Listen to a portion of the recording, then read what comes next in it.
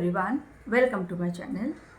कल की अवतार के आने के साथ ही युग परिवर्तन का दौर स्टार्ट हो चुका है।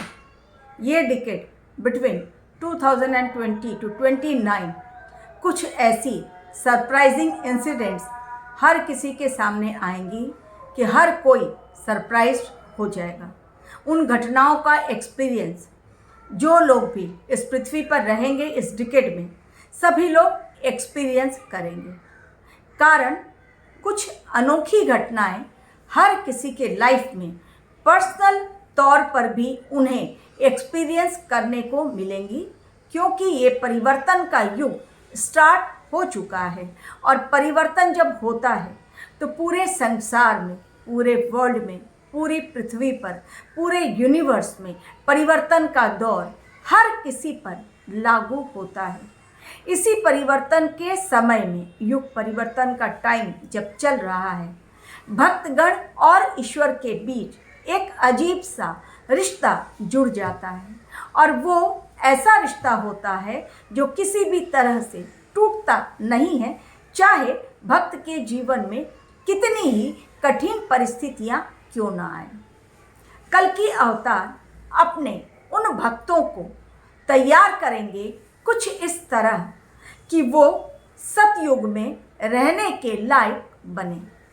उसके लिए कठिन परीक्षाओं के दौर से उन्हें गुजरना पड़ेगा। उन्हें यानी भक्तों को गुजरना पड़ेगा। उसमें वो कब तक हार मान लेते हैं या अपने अंदर की डिवाइन एनर्जी को पहचान लेते हैं, या कब तक वो टूटने की कगार पर रहते हैं। कल की अवतार किसी भी ऐसे मनुष्य को सतयुग में नहीं ले जाना पसंद करेंगे जो अपना जीवन सिर्फ कंपटीशन लड़के जी रहा हो। आज हर इंसान मैं की भावना से पीड़ित है।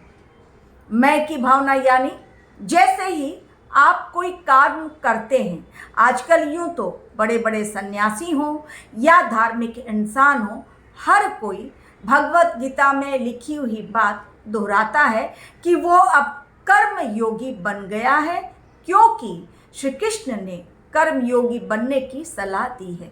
लेकिन इसकी परिभाषा लोगों ने कलयुग में बदल कर रख दी है। कर्म योगी वो होता है जो सिर्फ कर्म नहीं करता, बल्कि अपने हर कर्म को वो ईश्वर के प्रति न्योछावर करता है।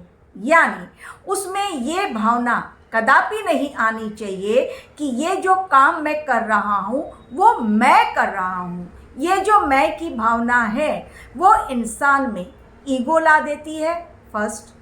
दूसरा, वो सेल्फिश बन जाता है। तीसरा, उसके अंदर जेलसी आ जाती है। और चौथा, वो ग्रीडी बन जाता है।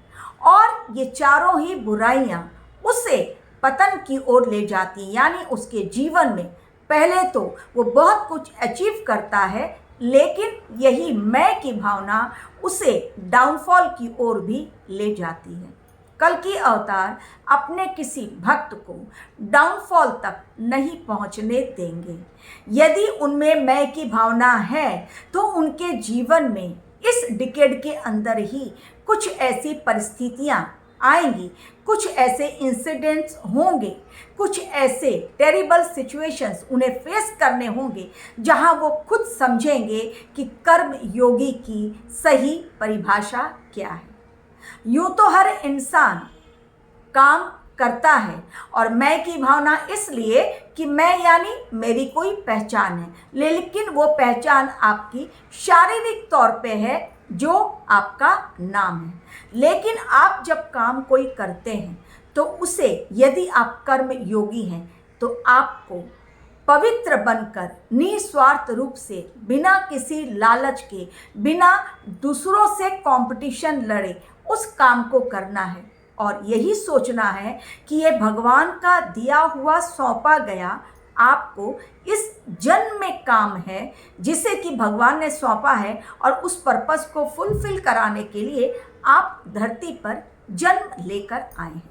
ये होता है कर्मयोगी, जो निष्काम कर्म करता है, यानी जिसके अंदर कोई स्वार्थ नहीं, कोई लालच नहीं। कहना बहुत मुश्किल है आज के ज़माने में, लेकिन यही सच्चाई है। इसलिए कोई भी भक्त जो मेडिटेशन कर रहा हो, या रोज़ मंदिर जा रहा हो, या भजन कीर्तन बहुत कर रहा हो, इसका अर्थ ये नहीं सोच लेना चाहिए कि वो ईश्वर से बहुत अधिक जुड़ गया है। ईश्वर अपने से तभी उस भक्त को जोड़ते हैं जब वो देखते हैं कि वो जो भी काम कर रहा है वो कर्मयोगी बनकर, यानी पूरी तरह से सरेंडर की भावना रखते हुए उस कर्म को इस जीवन में कर रहा है। वरना मेहनत तो आज बहुत लोग कर रहे हैं। सामने वाले को अगर देख रहे हैं कि उसने एक घर लिया, तो हम ज़्यादा मेहनत करते हैं कि और ज़्यादा मेरी डेली लाइफ में कमाई हो, कि हम मंथली कमाई से, मंथली इनकम से हम 2 घर ले सकें।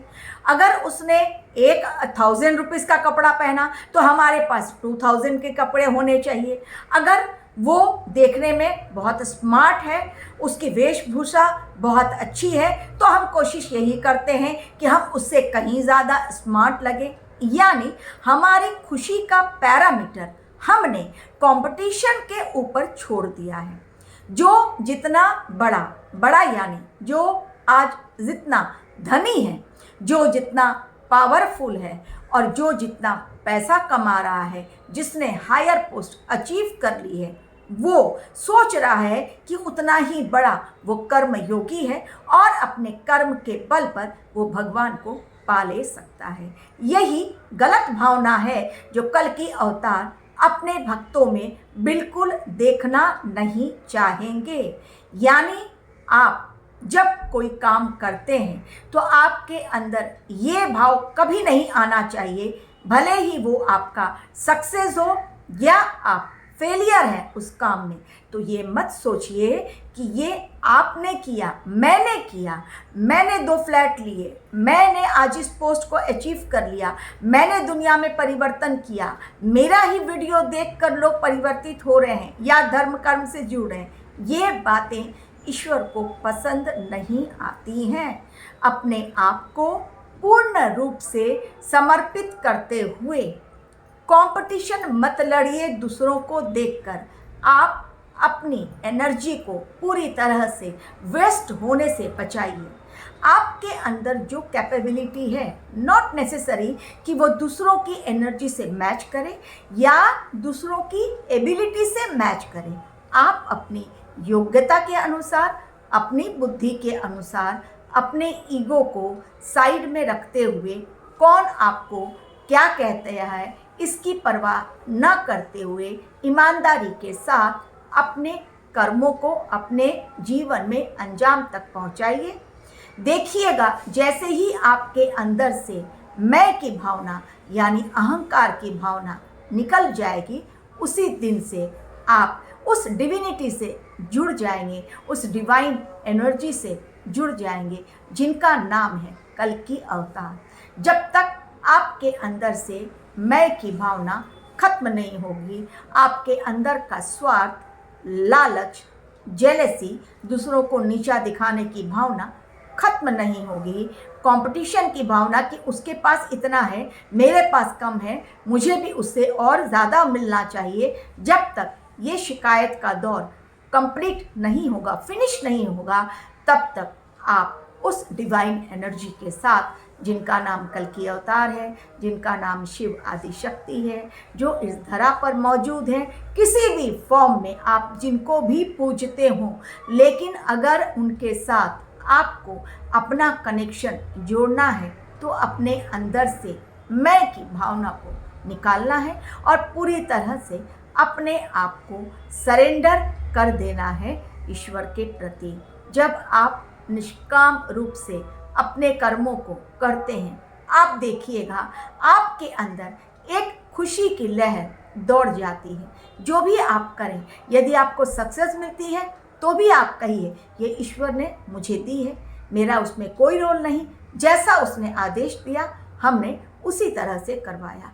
और यदि आप फेलियर का मुंह देखते हैं, यदि आप अनसक्सेसफुल होते हैं तो सोचिए इसमें भी उस ईश्वर की मर्जी है जो आपकी आंखों को खोलना चाहता है और उस फेलियर के माध्यम से आपको कुछ सिखलाना चाहते हैं। जिस दिन आप ये सारी बातें जानना सीख जाएंगे, समझना सीख जाएंगे, समझ लीजिए उसी दिन आपका कनेक्शन कल की अवतार के साथ, शिव आदि शक्ति के साथ, डिवाइन एनर्जी के साथ जुड़ गया है, जो इस धरती पर हर पल मौजूद हैं। उन्हें खोजने जाने के लिए ना 5D से आपको कनेक्टेड होना है, ना 3D को छोड़ना है, सिर्फ अपने आप से आपको 24 घंटे कनेक्टेड रहना है, क्योंकि आत्मा में ही परमात्मा का वास होता है। तो जब ये बात जिस सोल को समझ में आ जाएगी और कल के अवतार के अकॉर्डिंग वो सोल, वो आत्मा सतयुग में जाने के लायक बन जाएगी, क्योंकि सतयुग में no jealousy, no greediness, no ego, no selfishness, ये सारी बातें कहीं पर भी लागू नहीं होती हैं। तो आत्माओं में सबसे पहले ट्रांसफॉर्मेशन का जो युग चल रहा है, आप देखेंगे जो आत्माएं लास्ट में बचेंगी वो पूरी तरह से प्योर हो जाएंगी, स्पिरिचुअल हो जाएंगी और इस तरह से अपना कर्म करेंगी जिस प्रकार से वास्तव में एक कर्म योगी को करना चाहिए। यानी सन्यासी आपको बनने की ज़रूरत नहीं है, संसार को छोड़कर पहाड़ों पर जाने की भी आपको ज़रूरत नहीं है। अपने दैनिक जीवन में सभी कार्यों को आप पवित्र रूप से करते हुए, आप निष्काम रूप से अपने कर्मों को करते हुए एक कर्म योगी का जीवन भी इस संसार में रहते हुए बिता सकते हैं।